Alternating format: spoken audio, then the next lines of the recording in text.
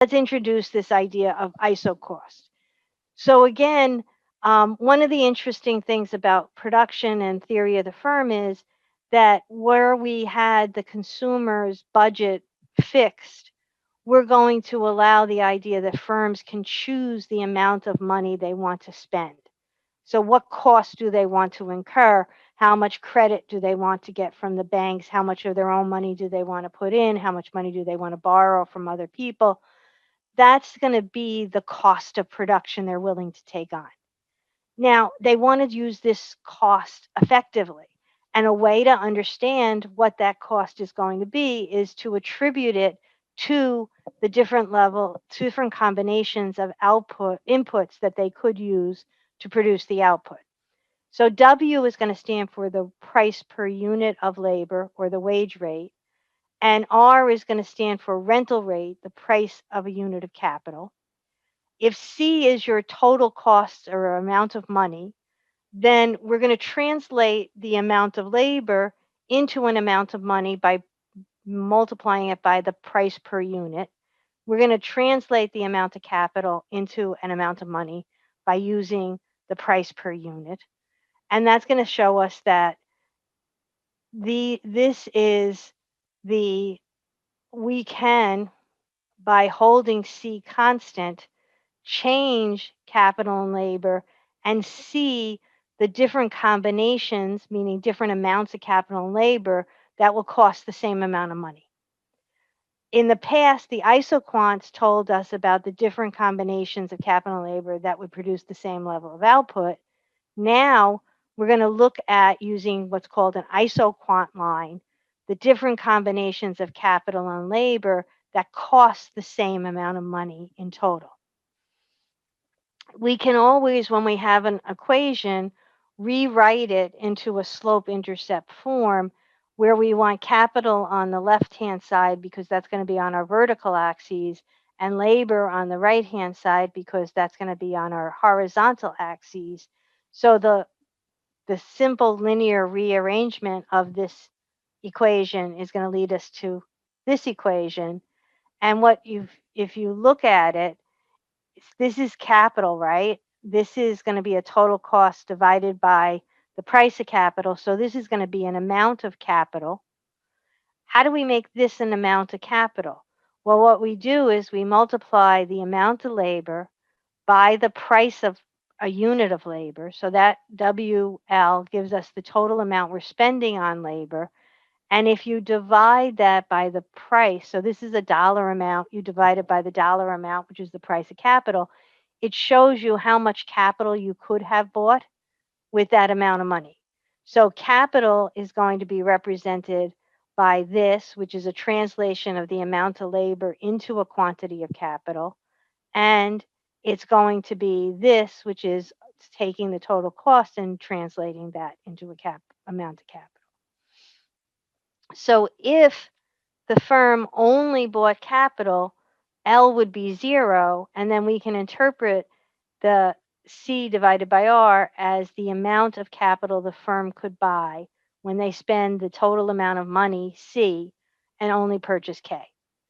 This also gives us a slope, which is interpreted as every time you want to buy one more unit of labor, you're going to have to spend W, the wage is the price per unit of labor, and that means you're not going to be able to buy that dollar amount divided by the price of labor will tell you how much capital you can't buy or how much capital you have to be reducing from your maximum of just buying capital for each additional unit of labor that you're going to buy.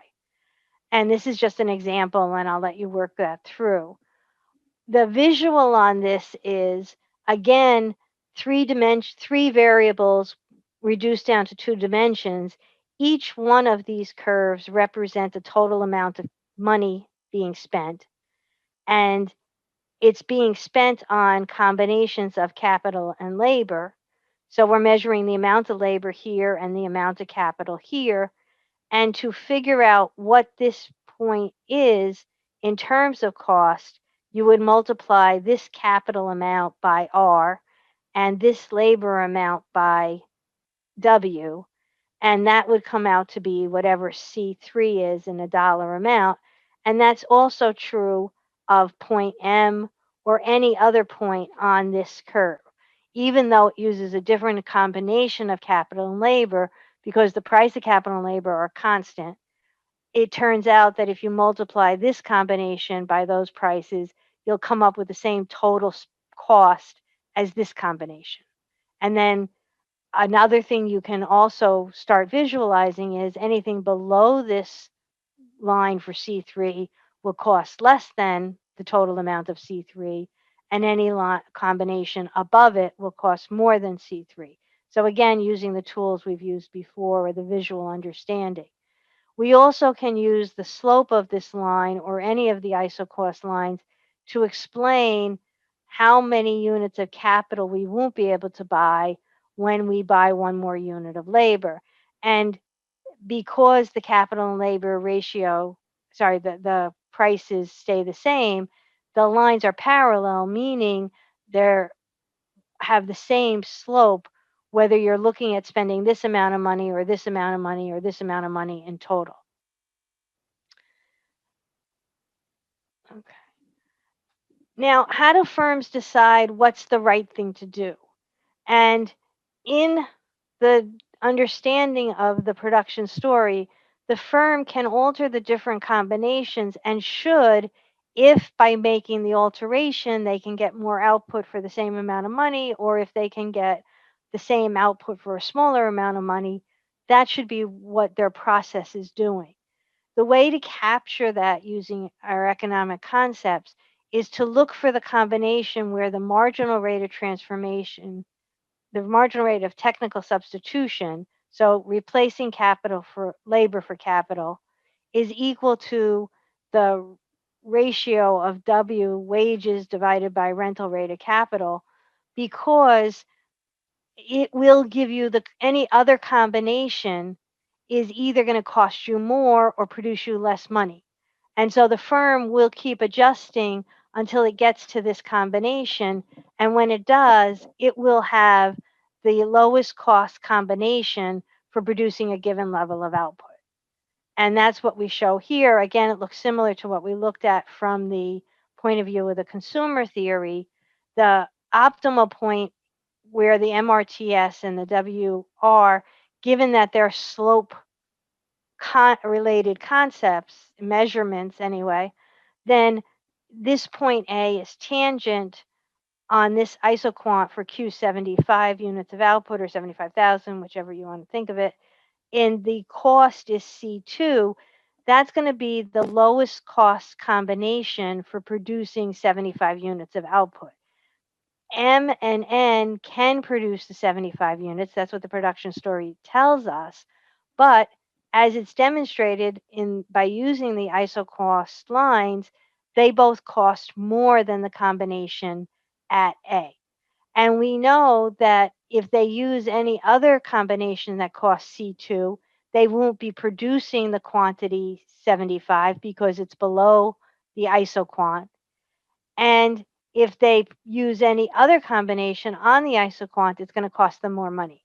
So this graph represents the idea that there is a lowest cost combination for producing a given level of output. And this is a numerical example that kind of tries to work through that. But that is the key to the whole idea here. Minimum cost means that you're able to produce what you want to produce at the lowest cost. And if you're not able to produce the amount you want to produce, then it's not the right thing for a business to do. And so it's kind of what I said earlier is that people often do production and cost together.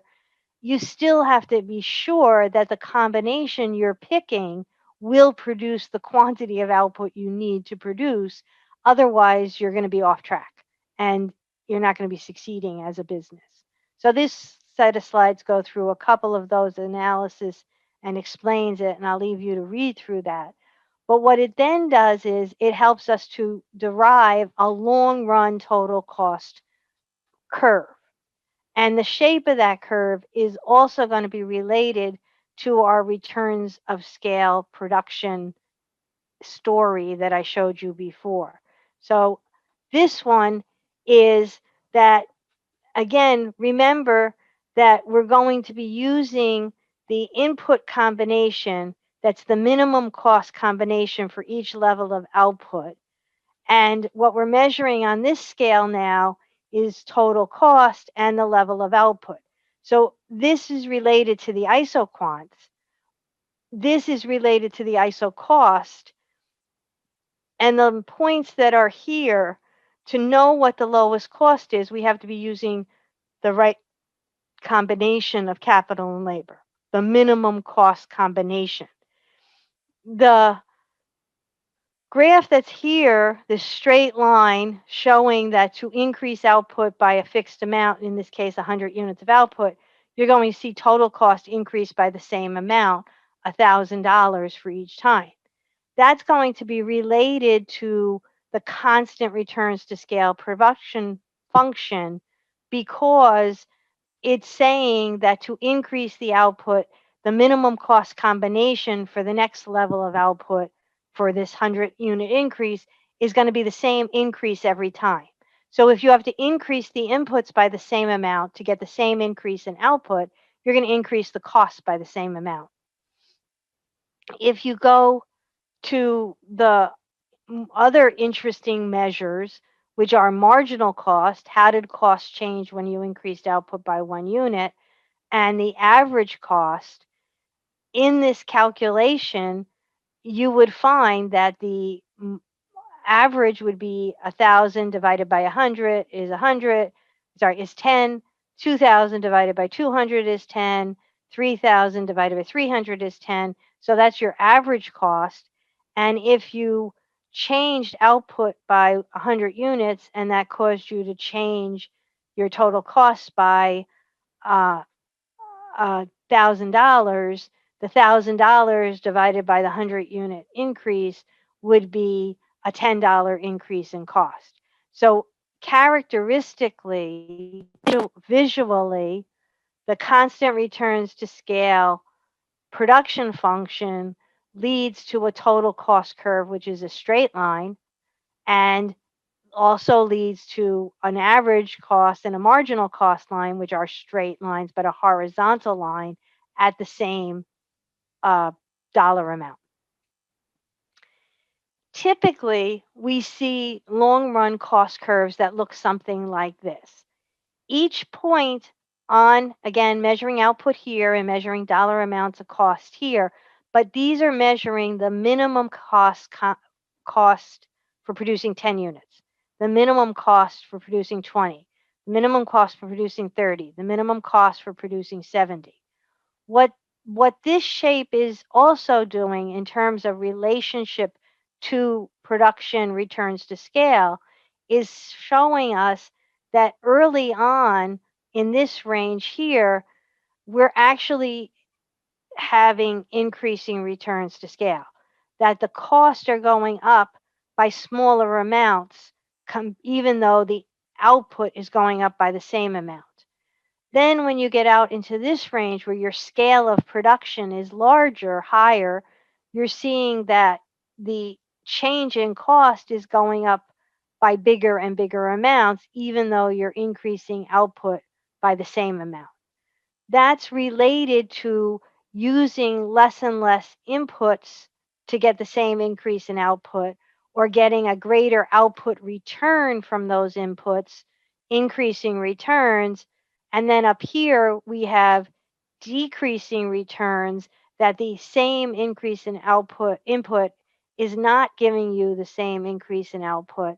And so your production function has lent itself, because of having decreasing returns, to cost rising as you try to increase output by the same amount. The consequences for your marginal and average cost are to give you curves that look like this. And what it shows you is, again, using the idea of constant returns is where marginal revenue, marginal cost and average cost are equal. First of all, the two curves are going to cross, and that's going to be at a point, and when that happens, the production function is having constant returns to scale. Earlier than that, at lower scale in terms of output, they're getting increasing returns. So the two curves that you're measuring using the same formulas for measuring marginal and average cost will have this relationship where the margin is above, but as it goes down, it's taking the average down as well. These are the additional costs, these are the average cost. They're both going down. However, the average starts going up before the marginal hits its bottom. Sorry, the marginal starts going up before the average has hit the bottom. The marginal is below the average, so it's pulling the average down, and it keeps, as long as the marginal is below the average, meaning the additional cost, it's bringing the average down. But once you get to a point where you have decreasing returns to scale, the additional cost for one more unit is going to be above the average and keep going up. So it's going to pull the average up. And that's going to get you the shape that we usually look for or see when we're representing long run average and marginal cost in the theory of the firm as we move through the scenarios that we're looking at.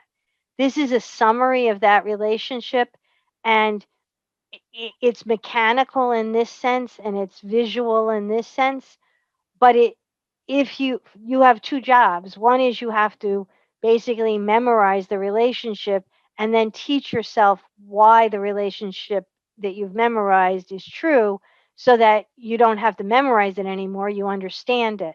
But for your purposes, given a lot of information at one time, memorizing both the visual here and the labels and these representations and the connection between scale and what's happening to your long run average cost and the relationship, these are important, and you need to incorporate that into your knowledge, both in a factual way, so maybe just memorizing it, and an understanding way by learning more about what the concept of marginal cost and average cost and the relationship to scale.